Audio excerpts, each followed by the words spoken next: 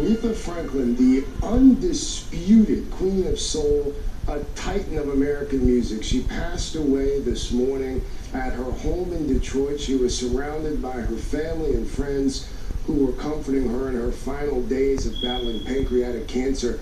She was 76 years old. The statement from her family reads in part, "In one of the darkest moments of our lives, we are not able to find the appropriate words to express the pain in our heart. We have lost the matriarch and rock of our family." Countless fans reacting with an outpouring of love, including Presidents Trump and Obama, artists Diana Ross, Carole King, John Legend, Shonda Rhimes, all of them expressing just how much her music meant to them, while others praised her for breaking barriers as a woman of color in the 1960s, climbing the entertainment industry ladder as a solo star.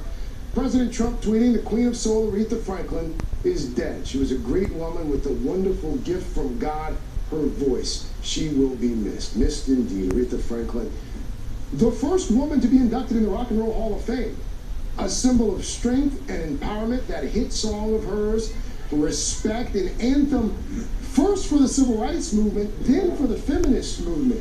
Who better to talk about her than Toure, writer and podcast host of the Toure Show. He's also, of course, an MSNBC contributor. You wrote for Rolling Stone for, I believe it was at least 15 years. You interviewed the Queen of Soul herself. What have we missed over the past few hours in digesting her life and her legacy? What do you think people don't know about Aretha Franklin? I mean, my God, just the greatest singer America has ever produced. And some folks want to look at the Whitney Houstons, who are very technical with their singing and go to notes that dogs cannot hear. Yeah. That was not what Aretha was, but Aretha knew how to make you feel, right? Giving you something that he can feel, right? I mean, there was a grittiness to her, a soulfulness to her, and she's a link for me to a time when the church was a much bigger thing in America and a much bigger thing in the black community, and when gospel music was dominating the pop charts, and then when pop music looked a lot like gospel, just changed up a little bit, and she gave us a lot of that. A lot of the spirit is in her work. A lot of these songs are just reworked gospel songs, and it's very powerful. I mean, she comes from one of the great, most famous preachers in American history, her father, Reverend C.L. Franklin. Mahalia Jackson is around in her childhood home, right? The greatest gospel singer of all time is one of her extended moms. So the spirit, the church, the gospel tradition is very much part of what she did as a singer. So much great music, Craig. And it's people. A lot of folks don't realize from whence she came. I mean, here's a woman that had 2 children by the age of 15. She walked away from music for a few years. She came back, big in the 60s, huge in the 70s, and then kind of disappeared. And then a movie helps relaunch her career.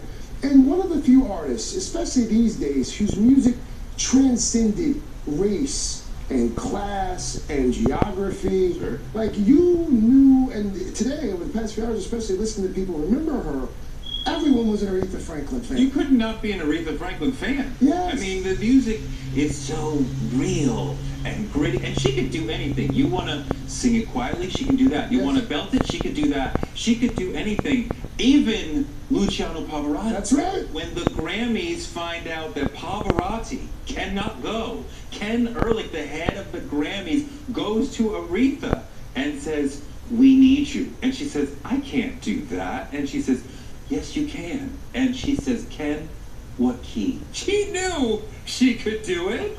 And she was brilliant. She had an ear. She taught herself the piano by ear. I mean, it's not just the singing, it's the phrasing and the timing. I mean, she's a songwriter in that she knows where these words should go and how to phrase them. And she was really good at protecting her voice. They say that she would go into the studio and stick her arm in. And recording studios are generally cold because there's lots of electronic machines. So she'd stick her, and if it was cold, she'd go, nope, not singing in there. Turn off the AC. It's basically hot in the studio when Aretha gets in, but that protected her vocal cords. And of course, she was a big soul food cook. So everybody who went to Detroit and sang with Aretha, you got to go to the house and get some soul food.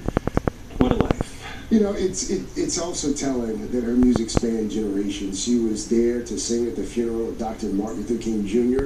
And oh, by the way, in the clip we just played, she's there to sing at the inauguration of Barack Obama. Just last hour, Congressman John Lewis, he said something to Andrew Mitchell that I want to play back and get your take on. This is what he said.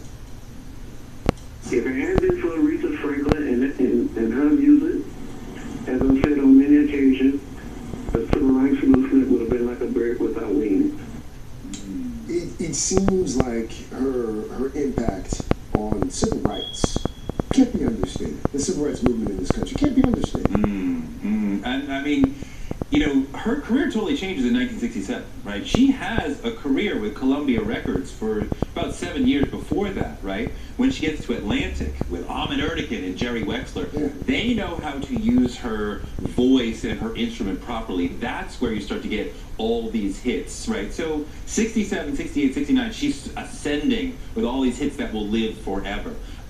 When black folks are in the street demanding more. So, I mean, there's an interesting dovetailing of when she reaches her height and when the civil rights movement is really, really on fire. And my favorite Aretha Franklin song, probably the favorite of most of the folks watching and listening, Respect, not just an anthem for people who look like us. Generations later, it would become arguably one of the big anthems for the women's rights movement in this country. And yet, men can love that song and not feel awkward or rejected in any way. I mean, like, everybody can embrace that song, even though it's primarily a message to women. But I mean, like, I love Getting the Spirit in the Dark. She's taking me to church there. Thank you for her entire life, nearly. Thank you so much for coming by and share your thoughts. As we leave you here for a few moments, we leave you with that voice that inspired generations, the Queen of Soul, Aretha Franklin. All right. Thank you.